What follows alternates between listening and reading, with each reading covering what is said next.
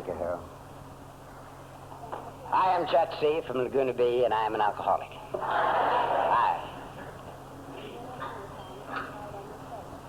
This is a fine spot to put a guy in, really. I feel like a batter getting up to bat after the game's been won already.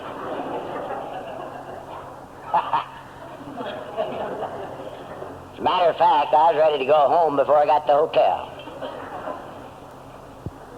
Tommy and Joe and this guy came out to the airport and picked us up. And I didn't even know they were going to be here. And by the time we got to the hotel, I'd had my meeting and was ready to go back home.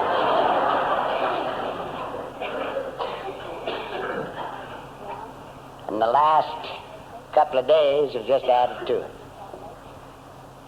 Funny part of this deal, Harold here wasn't even on the program. He's not supposed to be doing anything, and he done stole the show this morning in there at breakfast. That's the way it is in this society of ours. But I'm mighty glad to be here. I'm always glad to be in an AA meeting. And I think that I would be remiss if I didn't first thank your committee for allowing me the privilege to share this convention with you, both myself and my good wife. You need me just about as bad as you need another Pike's Peak. I've had it, and so have you. But I thank you for letting us come over. And I want to thank you all for coming. I wouldn't have blamed any of you for going on home. I don't know how much we can stand, really. But I've been full ever since Tom got through Friday night. What a talk. The wonderful part of this convention to me is this, that I had heard practically everybody that's talked here on several occasions over the years. And yet, with each one of them, it was a brand new experience. It was just as I'd never heard Tommy before in my life. Same with Joe, and the same with Jack down here, and the same with Harold. Sudie, I don't think I'd heard, I don't know. But I'm sure glad I did. What a deal this has been. Even my wife was pretty good. Took me a long time to teach her that stuff.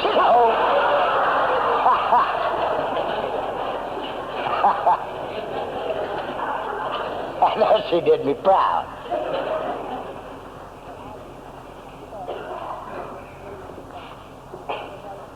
There's an old boy up here from Austin, Texas, from the Suburban Club. They got a guy down there that's been a little sick, CC. And he came all the way up here to get a tape to carry on back there. But I just wondered how come, because he could have just sent some money up here. They didn't send him one. But that's the way they do these things down in Texas, you know. They do everything big. Send a man up here to tape it for him. Isn't that wonderful? They put near took the place away from you up here, too. Almost as many Texans in the crowd as there are Coloradans. And that's one of the wonderful things about us in Alcoholics Anonymous. We have a big disease. Wouldn't it be awful if a bunch of drunks had a little bitty old disease like whooping cough or German measles?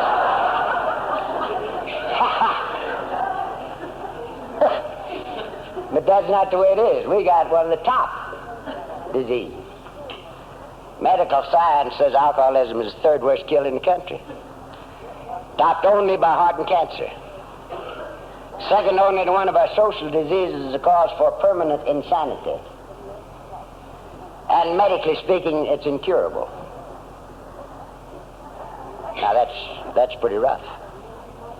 And that's what I got. I'm an alcoholic.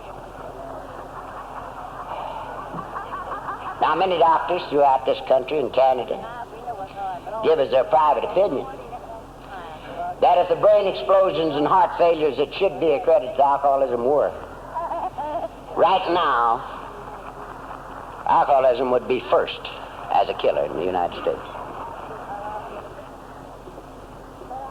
I don't think that's too important. We're in the first three anyhow.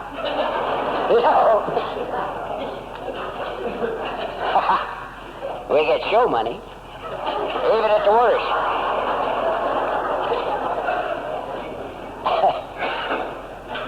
And I think it's very significant because we would have to have one of the worst diseases. See, everything's got to be big in an alcoholic's life. Before I got to AA, I was always going to do something big. I never quite got around to it. But I was going to. One of my great dreams when I was lying back there in that bed of mine in an alcoholic stupor was the big things I was going to do to get back in the good graces of my family and society. I remember one of them that recurred often. I was going to save the Pope in an earthquake.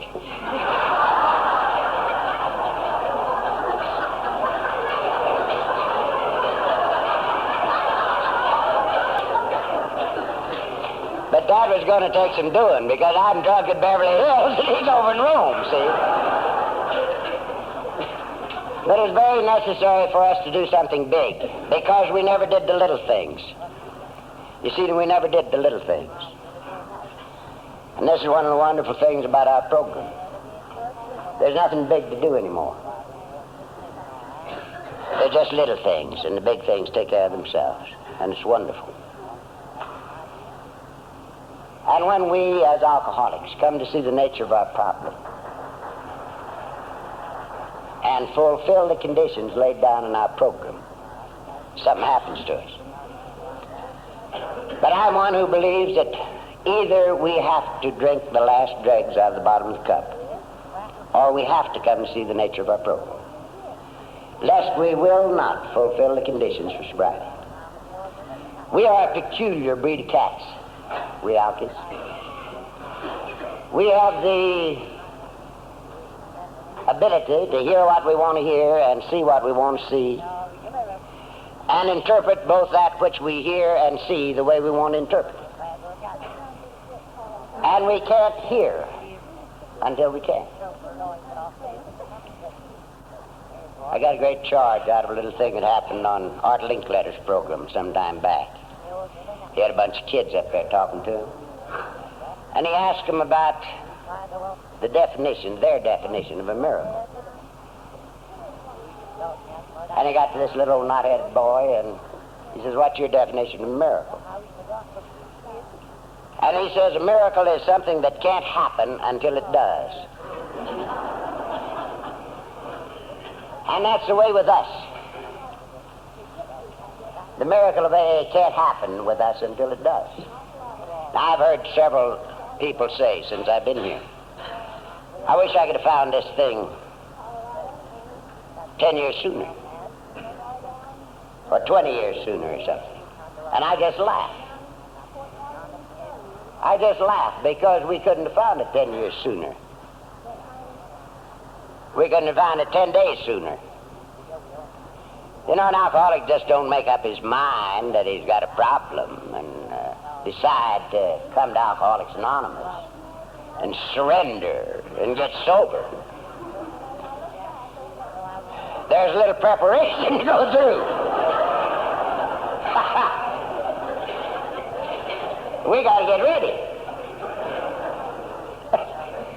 And how long it takes, and what it takes. And until we can hear, we can't hear. Now, I agree with the medical definition of the disease of alcoholism, that it is a disease of a twofold nature, an allergy of the body coupled with an obsession of the mind. I go along with this. I am condemned by the obsessions of the mind to drink liquor, and I am condemned by the allergy of the body to die if I do. I know this because I spent 10 hot years in hell trying to prove that wasn't true. And I proved to my complete and total satisfaction that it is. So I agree. I also agree that once an alcoholic, always an alcoholic. Medical science says that there's never been a case in history where anybody like me ever went back to normal drinking. I agree with this. Once an alcoholic, always an alcoholic.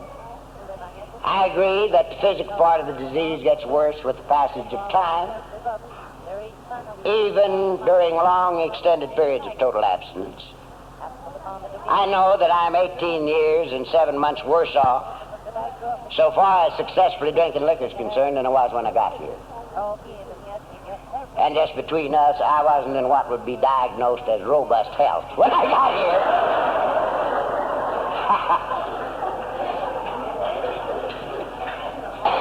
I know this is true, and I don't have to take a drink to prove it, because I have been close to and active in this program for 18 years and 7 months. And when you're close to and active in, you don't have to take the drink to see if the physical part of the disease gets worse, because your friends are forever doing it for you. You know?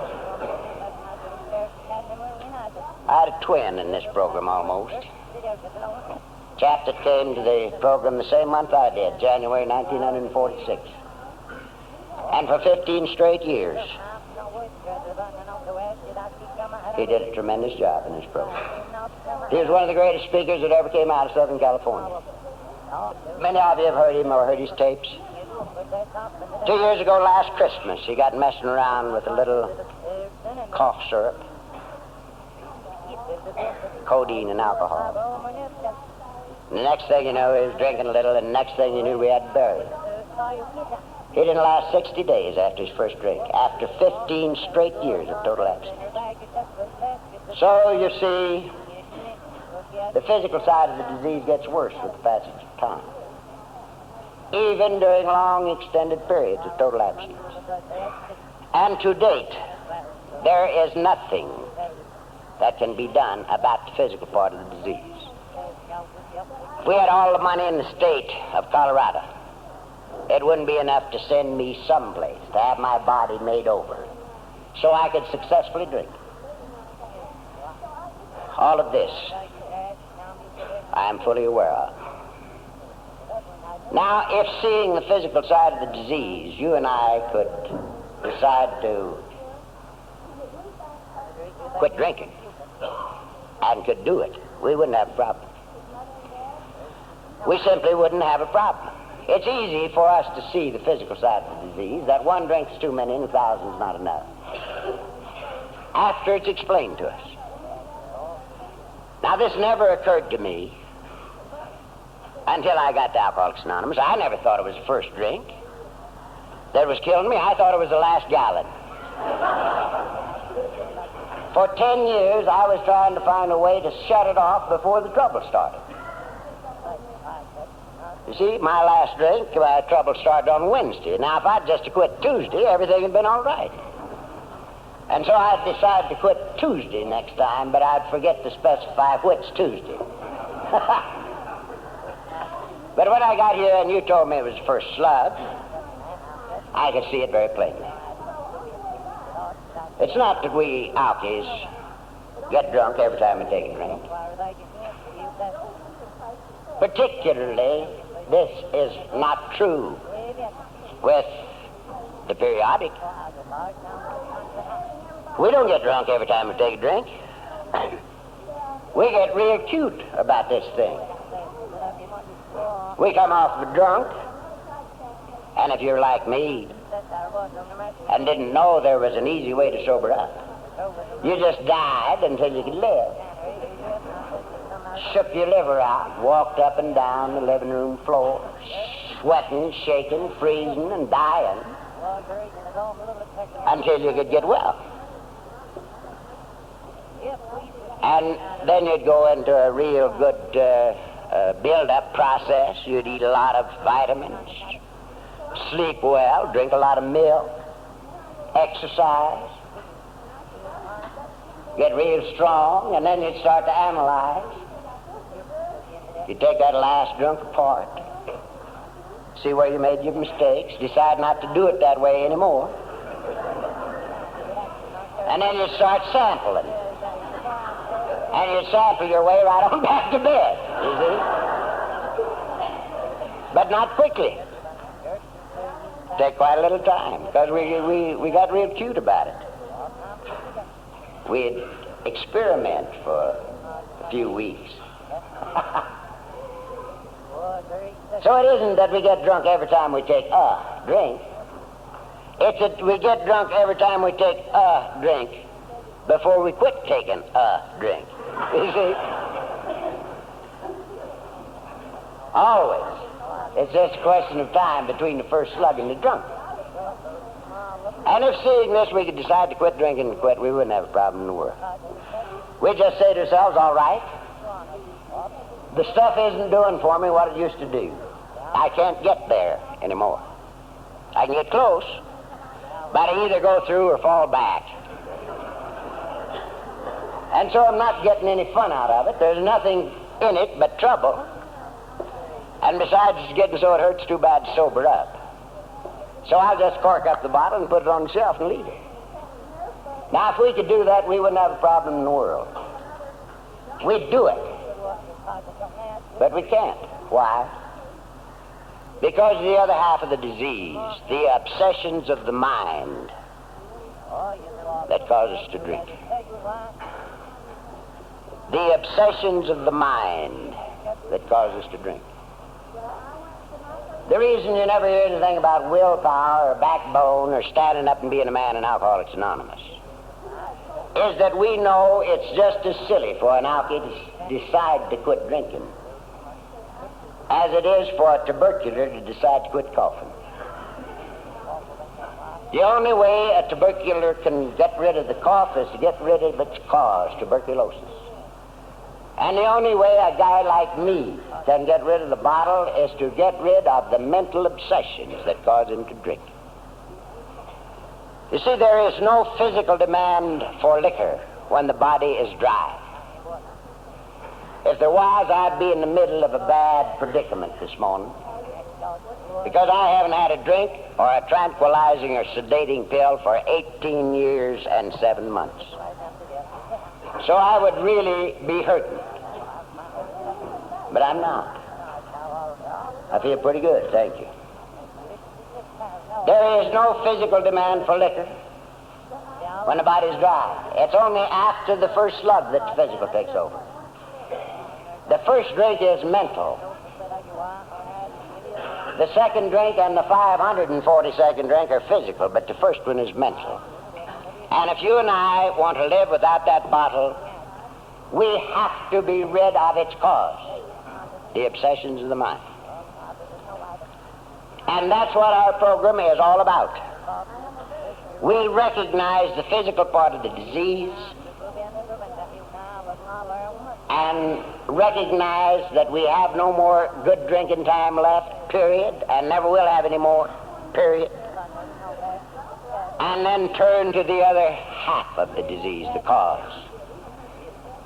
And this is what our program relieves us of, the obsessions of the mind.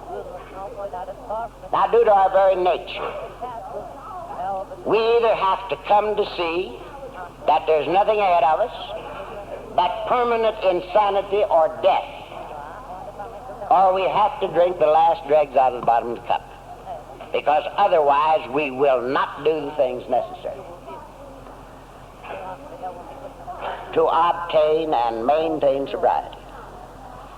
We won't do it. Because the first condition for sobriety is surrender. This is the very first condition for sobriety. This is a battle we win by the recognition that we can't win, by the admission to ourselves of total defeat, and the abandonment of self to the simple program. And we will not do it unless we see that it's absolutely necessary or that it is absolutely necessary. How are we going to get rid of the obsessions of the mind? We have a formula that is foolproof. And all we got to do is fulfill the conditions of the formula. And the first condition is that we accept ourselves as we are, where we are. This is the first condition. We find it in chapter 3. It says we learned that we had to fully concede to our innermost selves that we were alcoholics. This is the first step in recovery. Now that's why these meetings are so very necessary. Because before we can identify with both halves of the disease of alcoholism, we have to identify with an alcoholic. This is our first identity, with somebody like us. And the place to find somebody like us is in an Alcoholics Anonymous meeting. And that's why these meetings are so necessary and so vital to us, if we be alcoholics. That we might be able to accept ourselves exactly as we are, where we are.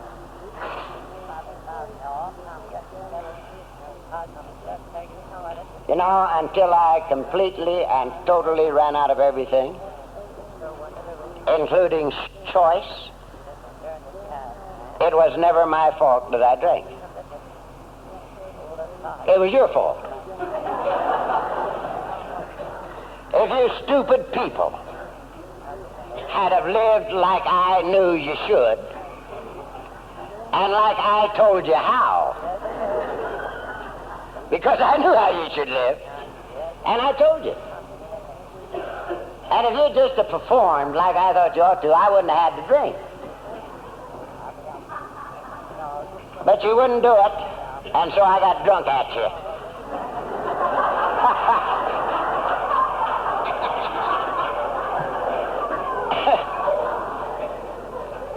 And I got drunk at a lot of you, believe me.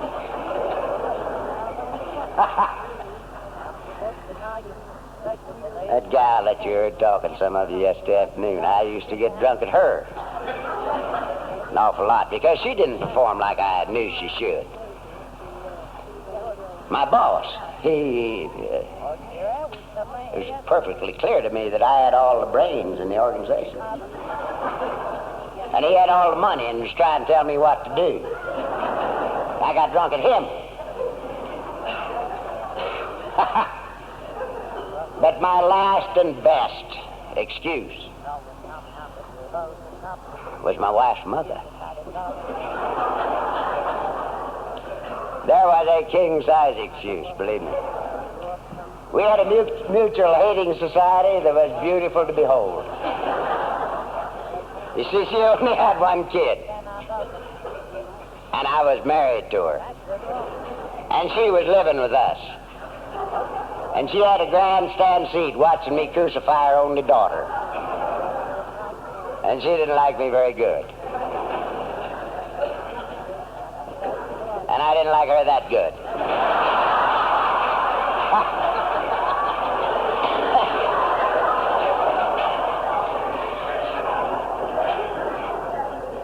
You see, if she hadn't have been there, I wouldn't have had to crucify her daughter. It was never my fault until I ran out of time. And from the day that I came to see that if there be fault, it is mine, from that moment until right now, I have never had to take a drink of liquor or a sedating or tranquilizing pill. And it happened to me in the middle of the worst drunk that I'd ever been on. And I had nothing in my body but liquor. Nothing. But I woke up with a little period of sanity, and I saw me as I was, and accepted me as I was. And although I had a lot of dying to do after that, I haven't had any more drinking to do, or pilling to do. It's one of the greatest days in the life of any individual, when he can and does accept himself as he is, and starts going from there. The second condition we find in chapter 3. chapter 5. It says, if you have decided you want what we have and are willing to go to any length to get it, then you're ready to take certain steps. Now, this means to me that sobriety has to be number one if we be alcoholic. It has to be tops on our hit parade. And I am convinced clear through from top to bottom that the very minute that anything gets more important to an alcoholic than his sobriety, he is on thin ice. I don't think the time can ever come with us when anything gets between us and our program and our God, lest we be on thin ice. This is awful hard for some of us to come to see, and particularly is it hard for some of our mates to come to see. In my early days, my good wife was in the process of getting rid of me legally. She hadn't had me for quite a spell anyway. But she didn't want me around the house. I was cluttering up the place. And I had accepted the fact that she was gone and should be gone, and that I wasn't entitled to have her back. And so I never talked to her about this program. I never said anything to her about it for 6 months. Because I had decided the first night that I got to a meeting that I wanted what you had, and I became willing to go to any length to get it. But I had a great fear upon me, the fear that I didn't have enough left to get it. And for 6 months I was in a meeting every night with this great fear upon me, because I didn't bring a body or a mind to my first meeting. Many of you have heard me say it took me 3.5 years to get over falling on my face after my last drunk. And it took me over 6 months to put the Serenity Prayer, this beautiful little Serenity Prayer, together in English, not spiritually, in English. So I brought neither a mind or a body, and I was so burdened with this fear that I couldn't have it, that I didn't have enough left to get it. And so I never discussed anything about this program with my wife until 6 months had gone by, and I had awakened to the fact that I was sober, and had been from the very first meeting. And then I started talking with her about it. Well, unbeknownst to me, she had read my book, and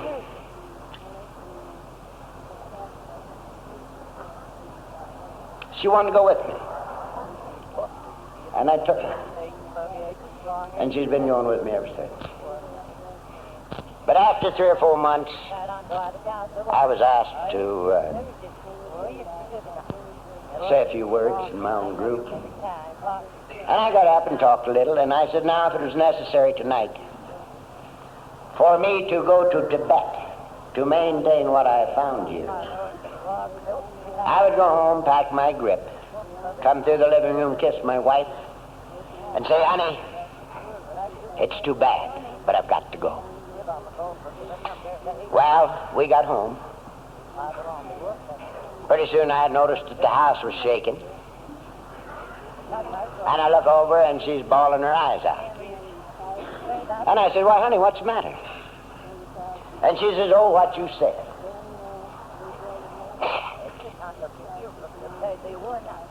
She says, for the first time in our lives, we have a little chance for some happiness, for a little joy and a little peace around this house. And you'd go to Tibet. She says, don't I mean anything to you? Don't the kids mean anything to you? Don't the home mean anything to you? And I just let her cry until it slowed down. And I says, honey, do I mean anything to you, drunk? And she says, no. Do I mean anything to these kids, drunk? And she says, no. Do I mean anything to me or to life, drunk? No. And I said, well, can't you see that this has to be number one? And she couldn't.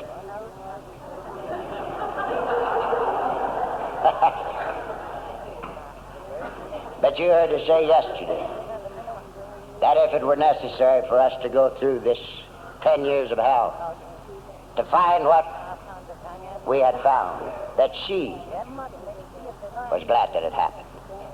And she's a non-alcoholic. And she would tell you, if you ask her, that anything that I feel it's necessary to maintain myself in this way, she okays, regardless of what it is. We must come to see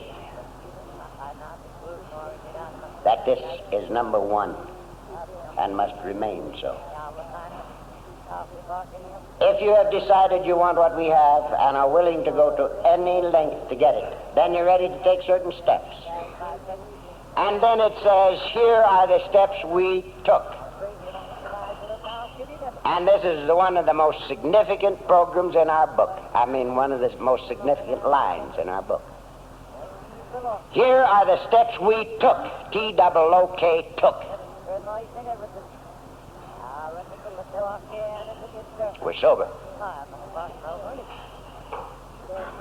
Now, if you happen to be an alcoholic, and if you want to get rid of that flick, took 'em. Took 'em. Because when you took 'em, something happens, and when you don't took 'em, nothing happens. Here are the steps we took. Now, it doesn't say here are the steps we heard read, or here are the steps we read, or here are the steps we discussed in last night's discussion meeting, or here are the steps we interpreted.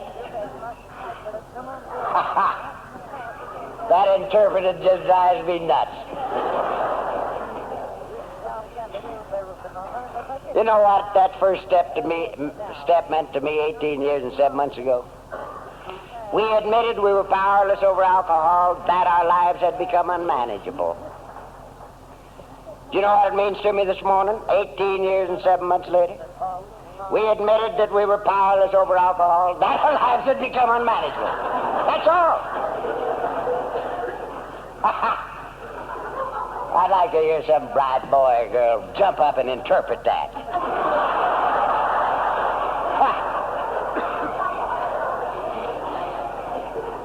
Thank God I got here too late to interpret. Doesn't say interpreted. It says took. Neither does it say here are the steps we conned God into taking for us. God has everything to do with our program. He is the author of it and the father of our miracle. But this isn't one of the things. Here are the steps I take, myself, personally, applying to my very own life. And I haven't had to drink anymore. Now, this is the formula. This is the simplicity of our program, and this is the only thing that's wrong with our program. It is that simple. It is that simple. But you and I are not that simple. We look at this thing and we say, it can't be that simple. There's bound to be a tougher way than this, and I'm going to find it.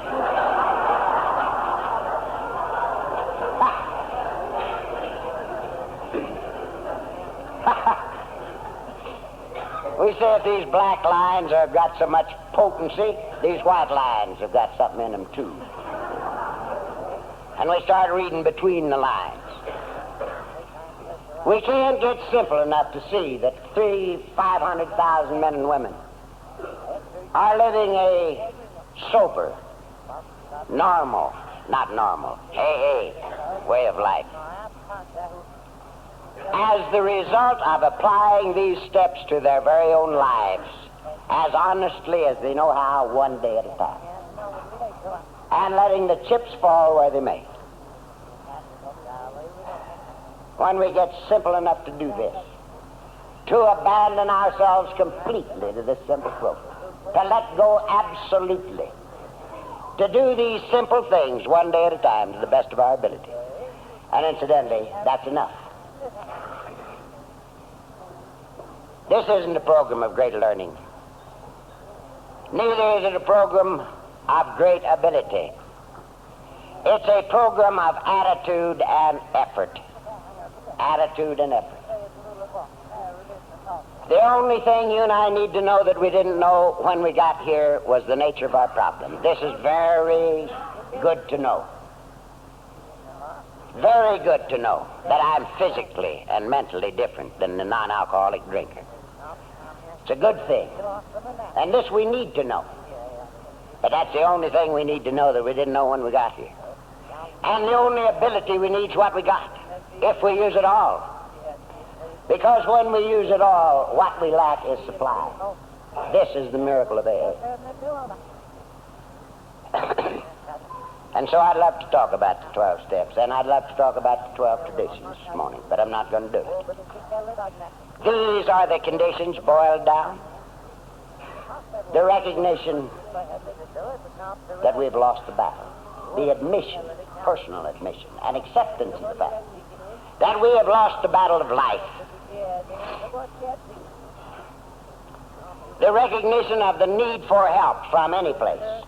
From any place. If there be any atheists or agnostics in the room this morning, let this not bother you in the least. Just the recognition of the need for help from any place is enough to start with. And then enough honesty to see ourselves as we are, and enough honesty to do something about it. Namely, to practice these principles in all of our affairs one day at a time. And the rest will come. I've seen atheists come to this program that was so bitter they'd spit on the floor every time the word God was mentioned. And I've seen them remain to thank God from the soles of their feet. Just the recognition of the need for help. There's nothing in our book that says you need come here believing. Our book says we came to believe. And when we do these simple things one day at a time, we can't keep from coming to believe. Because we move out of hell into heaven. And there's nothing left to do but thank God. And this is our program of recovery. If you want these things, do these things. Now I want to start over. I said that I agreed with the doctor about the disease of alcoholism. But I think, and most of you think I know, that there's another part to the disease of alcoholism. Of course, it is physical and mental. But it is also spiritual. A basic spiritual unrest is the basic problem. Alcoholism is a living problem, and you and I have to have a living answer. If alcohol alone caused alcoholism, every excessive drinker would be an alcoholic. But many good Saturday night drunks are not alcoholics at all.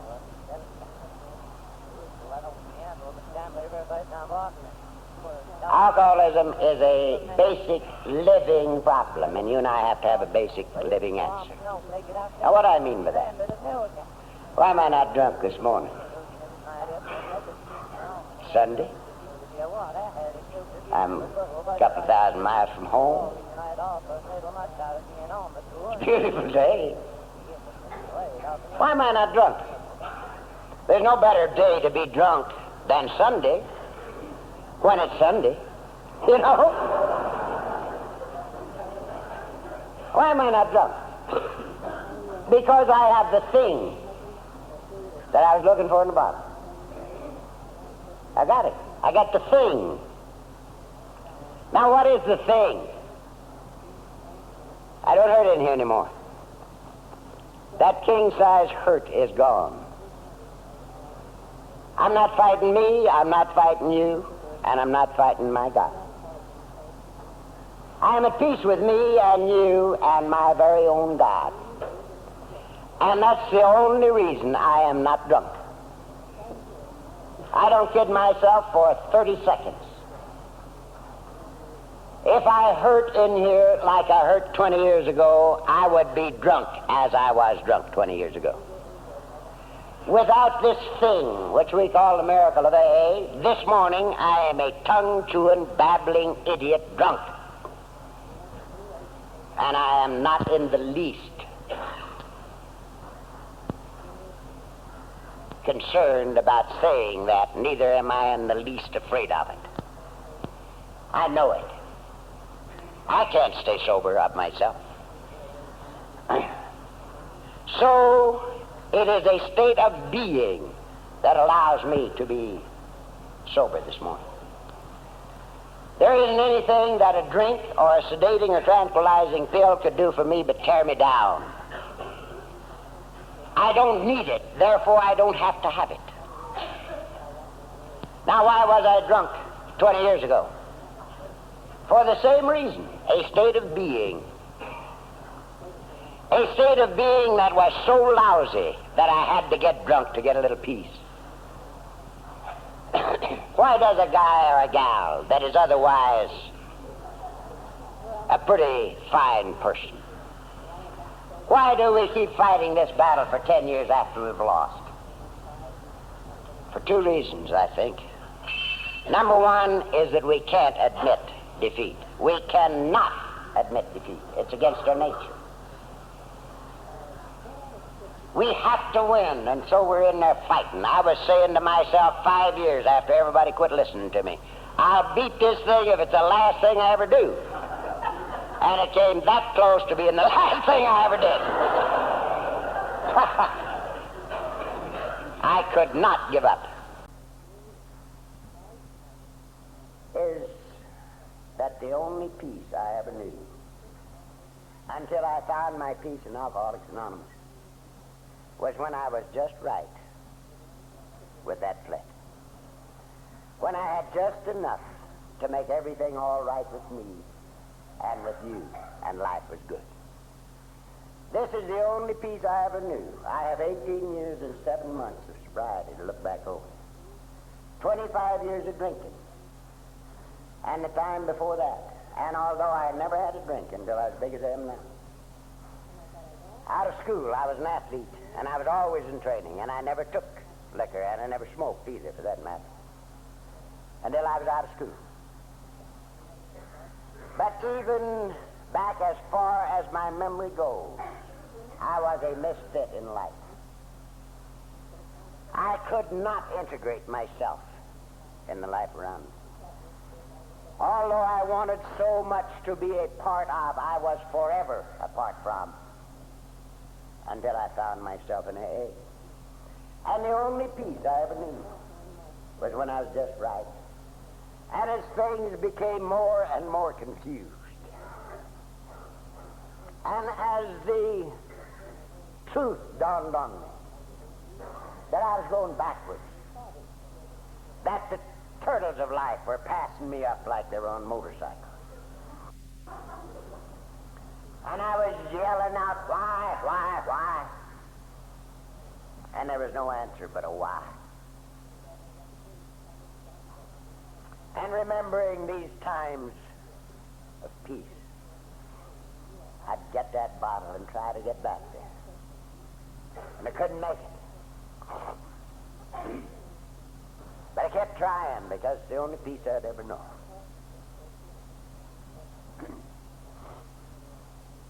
Now you'll notice a while ago, I said if there be fault, it is mine.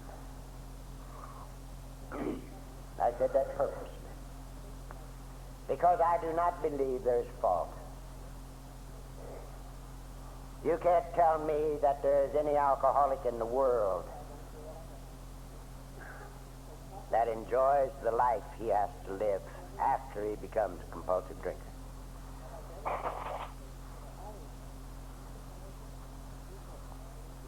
This is one of the things that makes it so hard for the world to understand it, because we don't understand ourselves.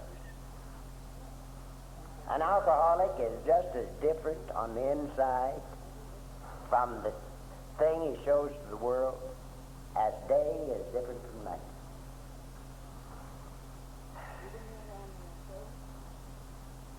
I think we were born with a combination of characteristics, all of which are good when we learn how to live with them. that make it impossible for us to integrate into the life we see around us. Not that we don't want to. We want to. But we can't. One of the things that just drives me nuts was a little scene in the Days of Wine and Roses. You remember these two kids who were both heavy drinkers, and they fell in love, and they drank together, and they got married. And they both became alkies, tore up the place, and were separated. And he went ahead and found his way in AA, and she couldn't. And she loved the guy, and she came to try to get him to come back with her. And they were in an apartment high above the city of New York. And she was looking out the window. And he was begging her to join him in this way of life. And she finally says, I can't. She says, when I look out at this window sober, it's dirty and it's ugly. And when I look out drunk, it's beautiful. This just tears the heart out of me. Because for 25 years, the only way I could stand what I saw was when I was half drunk. You see, we're a bunch of perfectionists. Every alcoholic I ever knew, perfection. Now, perfectionism is good when we learn how to live with it. Because there's that great drive, that goes with it. There's the inability to settle for the normal. We have to have things better than normal. And this is good. But there's also the inability to settle for anything less than perfection. And this is the thing that made us make over the world. This is the thing that made us make over our wives and our husbands. They weren't according to our standards. And we had to make them over. And this isn't a good way to make friends and influence people. People don't want to be made over. I have to laugh.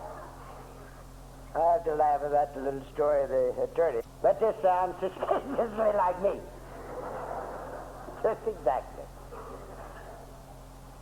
And after he had spent all, what'd he do? Come back home? No. After the famine, what then? No. That famine tickles too. There's ever a bunch of people that should be able to understand the famine, it's us. I don't think they make famines like that no more, You come off the drunk, you're as hot as a 2-bit pistol. Half of your friends are trying to bank one of your checks with a tennis racket. That's a famine. After he'd spent all, there rose a mighty famine in the land, and the kid came to want. But he didn't come home. He did just like you did, just like I did. He went to a man in that country. You and I went to the doctor, to the psychiatrist. We got nothing against those people. We went to Timbuktu. We went every place, but we didn't come back home. So he went to a man in that country. And the man put him to work. And of all the things he might have put him to do, and he didn't. He put him to tending pigs. Now this is very significant. This is very significant because he's telling us to what depth the kid had gone. You see, this was a Jew boy telling this story, and they don't like pigs. They just don't like pigs, that's all. And for a Jew to have to tend pigs, there's nothing worse. And so the boy was down. We got a word for it in AA. We call it low bottom. And so he started tending pigs, and while he was in the pig pit, he got hungry. And he fain would eat the husks that the pigs did eat. And no man gave unto him. He was beyond human help. We got a line to that too. We made a decision to turn our will and our lives over to the care of God, as we understood it. Probably no human power could have relieved our alcoholism. Beyond human help, you see. And so he got hungry, and no man gave unto him. And in his desperation, he remembered. I've been in that pit. You've been in that pit. I think I know all about that pit. And he had that moment of truth. He said to himself in faith, I'm no good. I've sinned against God and man. But he remembered that in his father's house was plenty to spare. And immediately, like the alcoholic, he says, I can't go back home. I can't go back there and say, look, Dad, here's your son. I've come home. Can't do it. Because I'm a sinner, I'm no good. I'm not entitled to it. But he also remembered that the servants back there had more than he. And he says, I will go back and ask my dad to put me on as a hired servant. So he made the decision. He says, I will arise and go to my father.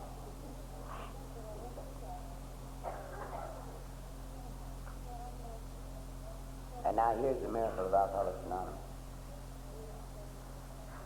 The father saw him a long ways off and came to meet him. Ah, this is the miracle of air.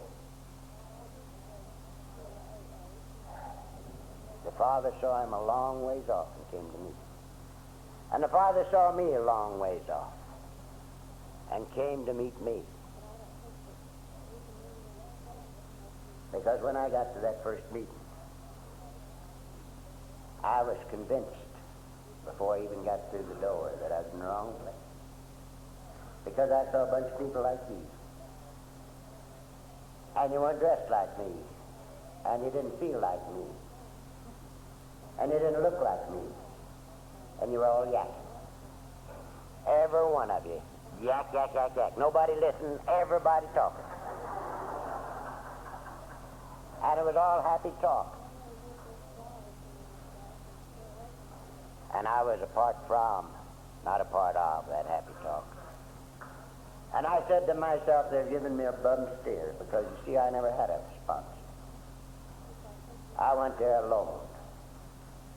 And only an alcoholic knows what it means to be alone. Only an alcoholic. And I said to myself, they've given me the wrong night. These are the veterans and their wives, and they're here for parties. Because it was in the Veterans War, Foreign Wars Hall, where the meeting was held. And I said to myself, I've got to go home and come back the night the drunks are here. And I turned to leave. And if I was dead when I got there, I was double dead when I turned to leave. Because this I needed so badly.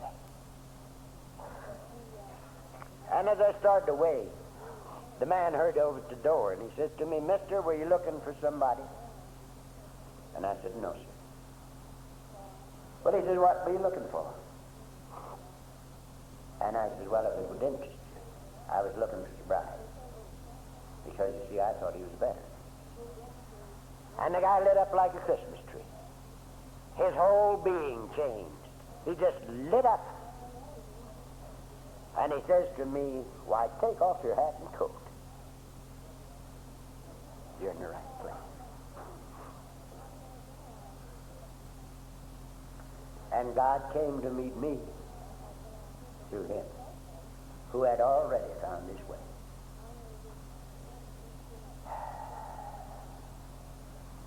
And so the kid started trying to tell God what a bad boy he'd been, his father. And again, the father didn't hear him. There wasn't any argument. The father didn't say, yes, I know what you've done. You sure are a stinker. You've messed things up, but good, and I've got the record on you. Now get the grubbing hoe and get back here on the back 40 and start to work on those persimmon sprouts and sassafras bushes.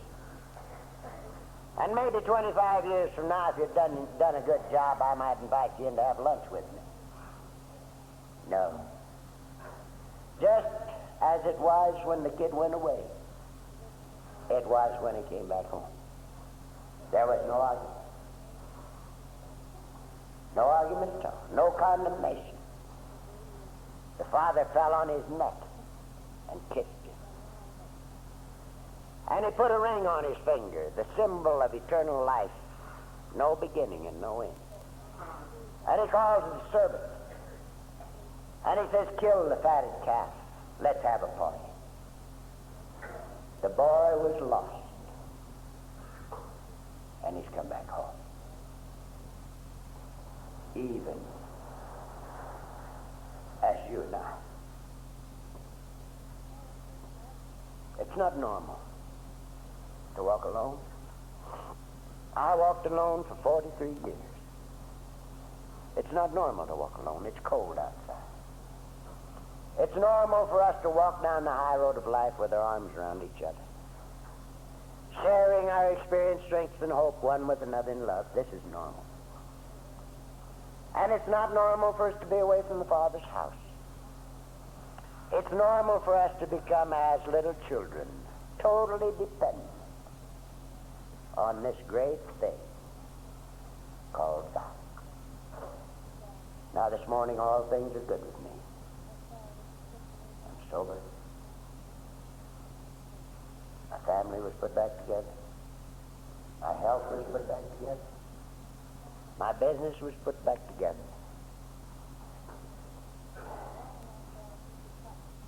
I have you.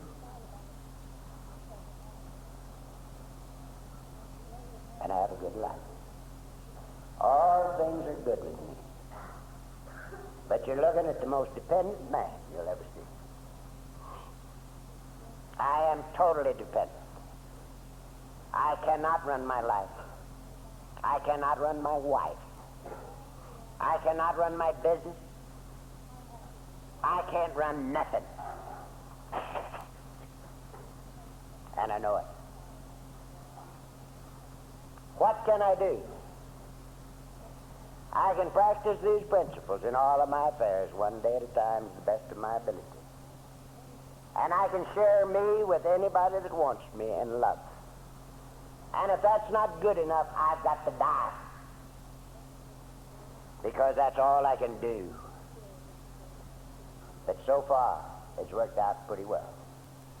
Because I never had it so good. And my dependency is not a dependency of fear. It's a dependency of certainty. That comes with walking in this way. It's my business to do these things, and it's God's business to take care of. And He has done an infinitely better job than I could do. I gave my all. I gave my family, my health, my job, my money, and my sanity. I spent it all to do this thing. Ended up in the pig pen. And by the grace of God, through your help, came back home to a banquet. Is it any wonder that I'm here? This is no chore for me. I have to be here. I have to be here. I can't be anyplace else. I love this program. And I love its people. And I love its God, who is my God. And I can't keep from talking about it. It's been a great joy to be with you. I'm taking back to California 1,000 times more than I was able to give. because I am one and you are many. And to think that we can sit and walk and talk with each other about our own failures and about our own good fortune, and realize from whence it comes, and laugh and cry together, saying one to another, didn't our hearts burn within us as he walked with us and talked with us by the wayside? This is AA, that we walk with our hand in the hand of God and our arms